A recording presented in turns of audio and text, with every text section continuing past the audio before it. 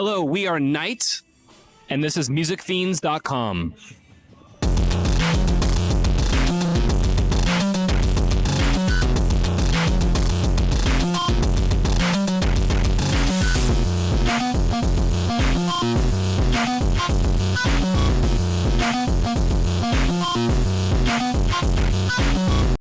All right. Hey everyone, Angela Alameda here with musicfiends.com. Today we are talking with the band NITE from Dallas, Texas, and they are playing at Club Dada for their own headlining show. You guys want to introduce yourself real quick and tell us what you do in the band? Yes, I am Kyle Mendez. I sing, play bass, and play synths. And I am Miles Mendez. I sing, play guitar, and play synths.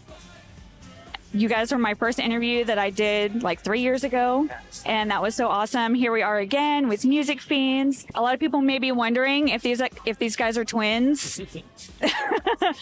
Do you want to tell them? Are y'all twins or just good friends that look alike? We can spoil it for the interview. Yep. Yeah, we can spoil it. You spoil it for us. They are twins. Yeah, we're twins. They're not just good friends that look alike. Yeah, we're not good friends that look alike. I kind of want to go over your history a little bit as a band. You guys started in 2013 with your first album, I'm Not Afraid. It was very like dark and moody and synthy. And then your next two albums, Reborn and Sleepless, were a lot more dance and electronic. And then your last album, Be Destroyed, came out last year, and you shifted into a more like grunge and industrial sound. Well, now your new music that you've been releasing this year, you've kind of circled back to that original, moody, synthy sound. And I was just curious, like, what was your reasoning for that instead of sticking with the industrial and like grunge sound? Yeah, we're always just writing with what we're inspired to do. This is kind of what's kind of coming out of us right now, just letting the creativity flow. I mean, I guess in some way, I feel like every album that we've had the luck to be able to do in the first place is a snapshot of what we're listening to. And I think that for what we've been releasing is kind of a snapshot of like us going back to what are the greats. Why are we doing music in the first place? I felt like Be Destroyed was our COVID album. We wrote it in 2020, so we were listening to a lot of music that we weren't accustomed to listening to. Thanks to Phil Helms, our drummer, introduced us to Alice in Chains, which was like a new band for us. We knew they existed, but we never really dove deep into their music. So with Be Destroyed, we're kind of adding these like influences from the outside, because we're big Cure fans, we're big New Order, Depeche Mode, you name it. And once you kind of know like one band that you really love, you kind of can guess the other 10 top 10 bands. Yeah. But with Be Destroyed, we're kind of throwing in grunge influences now. And I just think that we did that album, and that was great, and that was a lovely time. We're so proud of that work, and we're excited to see how it's going to turn out in 10 years from now. Yeah. And then this new music is, like I said, it's just going back to why we started music. We started music because we got into The Cure, 9 Inch Nails, Depeche Mode. So yeah, those kind of things. I love that. Add that some of the newer songs that we're releasing were written during the Be Destroyed time period. So we used to feel like it fit the album because we were trying to capture what is gothic grunge, Yeah. What were we encapsulating in that time? And these songs didn't really fit that. So it kind of gave us time to really edit and hone in on these songs that didn't fit for the next album. So that's where we're at right now. And I think it's really cool for bands to kind of experiment with their sound and just kind of play around and see what works for them. So, you did that one album and it's amazing. I love Be Destroyed. I also love your older music. So I'm really glad to see that y'all are bringing more of that original sound back into your new music, but in a new way. Yeah. Which I think is really exciting. You guys just recently, earlier this year, played at Dark Force Fest. And then shortly after that, y'all went on tour with Dead on a Sunday and The Funeral Portrait.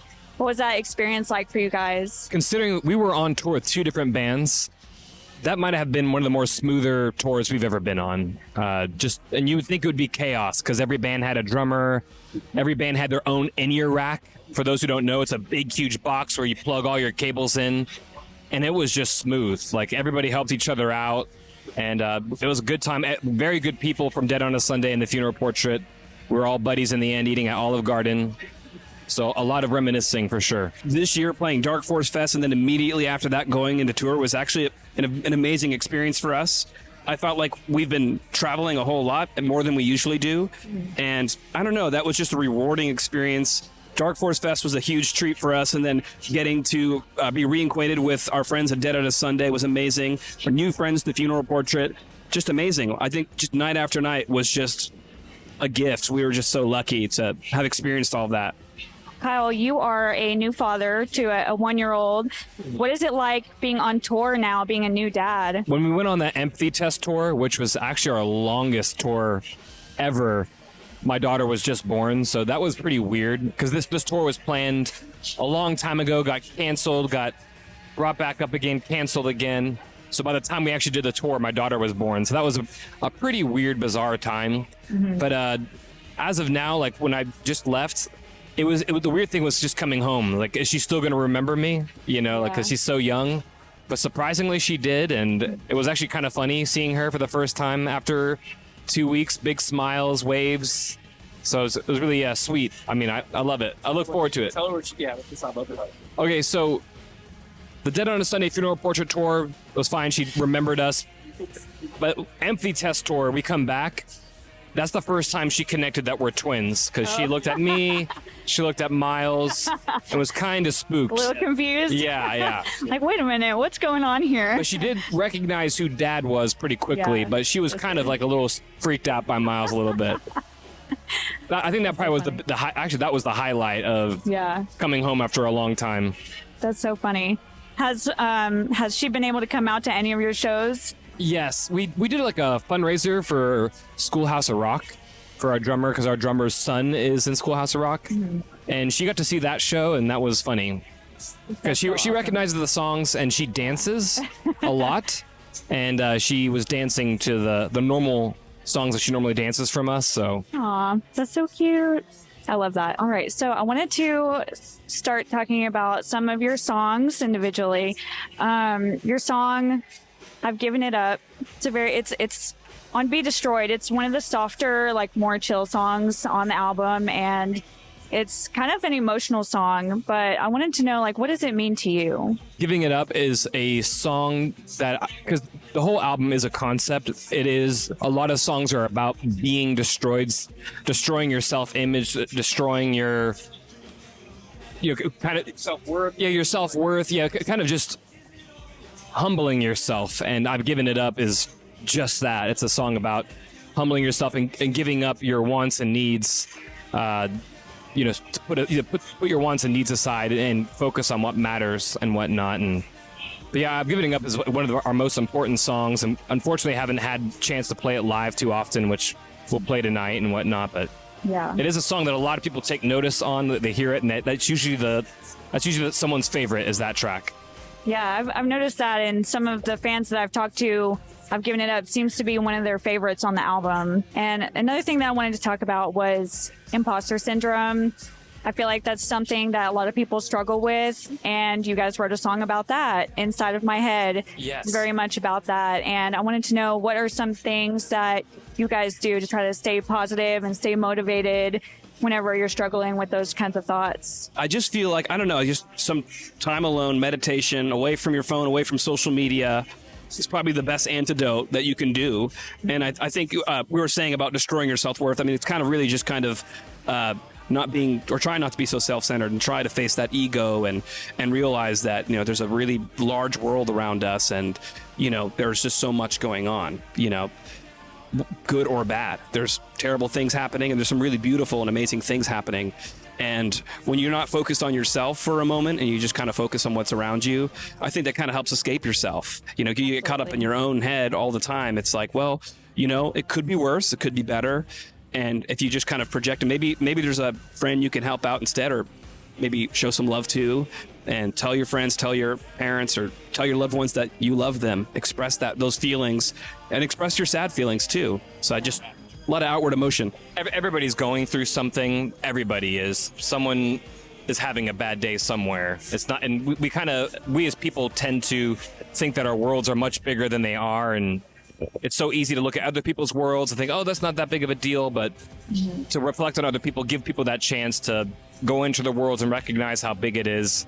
Empathy's the word, honestly. I'm just saying, you know, to be empathetic to others and understand that your issues aren't any bigger or smaller than anybody else's, kind of thing. Yeah. One thing that you guys have told me before is that you're actually pretty introverted, but I feel like no one would know that just by seeing your shows because y'all are so energetic and engaging with your fans. So how do you think you guys like combat that feeling being in a band and having to be more extroverted? There's two sides of the coin here. You know, we're Gemini, we're twins. There's two sides to everything that I feel like we get our energy from being alone. We get our energy from just being by ourselves in a corner somewhere.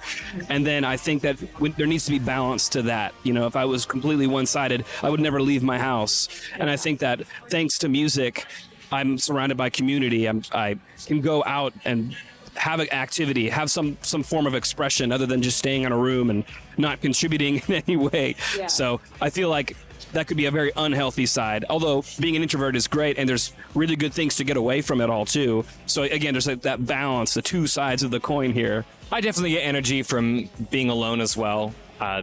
We're always, you know, when we're on tour, the hotel room in the van is pretty sacred for us. So we like the quiet rides and being quiet in the hotel room to charge up for the next show. But that doesn't mean that we can't be extroverted. I feel like we have like a good back and forth, you know, but we definitely need that alone time charge to get back into the swing of things. Yeah, that totally makes sense. And like I said, I feel like no one would ever really know because you guys are always engaging with your fans and, you know, talking to people and everything, which I think that's really important too, you know, for bands to connect with their fans and stuff. So your new song just came out a few days ago, Our Light Will Never Die. Y'all are playing it live for the first time tonight. Can you tell me a little bit about that song? Yeah, the meaning of that song is basically, again, a light into the world that there is goodness that will never die. We just have to look at it. We have to seek it to find our way back home. And that's the main meaning of the song. But yeah, we're playing it live tonight, and hopefully our guitar strings don't break and we all end up crying on stage, or maybe me and Miles will probably argue on stage for the first time tonight. Who knows? Don't butt heads. Yeah, let's say that this might be the first night we butt heads. Let's pray that that doesn't happen. Yeah. So our skulls will crack in half. I'm super excited to see it. It's an amazing song. I really love it. It's been doing really well on Spotify so far. Yeah. Like you've already gotten over 5,000 streams in less than a week, which is amazing. Do you have more new music coming out soon? Yeah, we're hoping to release another song next month and just kind of roll out some more singles before our next tour with Dead on a Sunday. That's coming up this fall, right? Yeah. We start in October. Awesome. Oh, and Haunt Me. Yes, Dead on Sunday and Haunt Me. That's going to be an amazing tour. Yeah.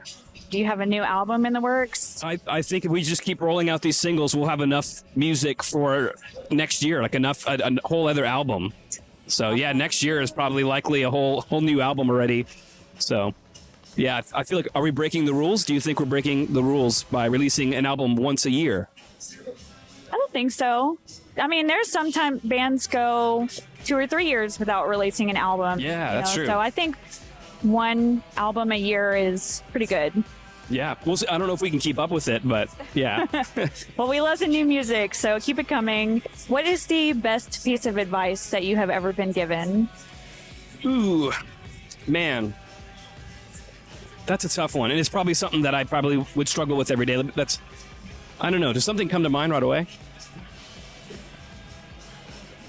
I don't know. I guess maybe it has to do with control. And I'm not a good talker, but there's so many things in this world that we don't control.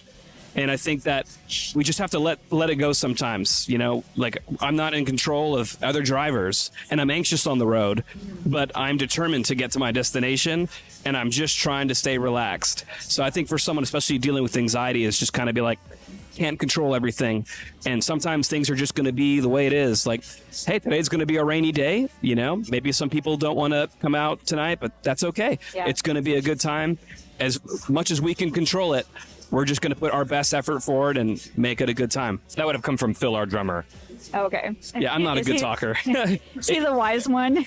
He's the wise one. You know, he's older, but we also call him Uncle Phil for a reason. So there's more reasons to one onto why we call him Uncle Phil. But yeah, he's kind of the positive voice in the band for sure. I guess that's all the questions I have for you guys. So thank you so much for talking with me today. I'm super excited for the show tonight. Is there one last thing that you guys want to shout out or mention really I quick? can always mention is that if you wanted to look more into us, you can go to wearethenite.com or to any of our social medias. We Are the Night, NITE, pretty much everywhere. And yeah, say hello, say what's up. Well, thank you guys so much for tuning in to musicfiends.com, and I will see you guys next time. Oh.